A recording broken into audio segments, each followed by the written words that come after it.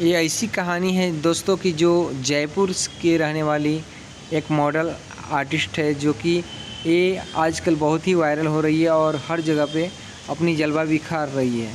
तो आपको बता दें दोस्तों कि हर जगह अपलोड कर रही है और ख़ुद रिक्वेस्ट भेजती है सभी को और ख़ुद उनको पूछती है कि हम कैसी लग रहा हूँ, कमेंट करके मुझे बताइए। अगर मुझे जो इम्प्रेस कर दिया, जो मुझे खुश कर दिया कमेंट में, तो मैं उनसे बात करूँगी। तो इनका सोशल मीडिया पर ये नज़रिया देखने को मिल रहा है।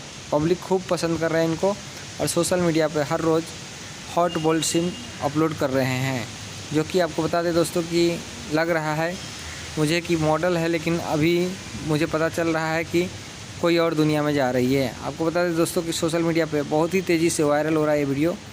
हर शख्स के नज़र में बस गया है, जो कि सोशल मीडिया पर तेज़ी से वायरल हो रहा है। अभी तक आप देख रहे हैं इंडिया तक राजदेवी न्यूज़। चैनल को सब्सक्राइब, शेयर, लाइक, कमेंट ज़रूर करिए। धन्यवाद। जयपुर के रहने वाली ये मॉडल अनम नाम से जाना जा रहा है, लेकिन फेसबुक का आईडी कोई और नाम से बना हुआ है।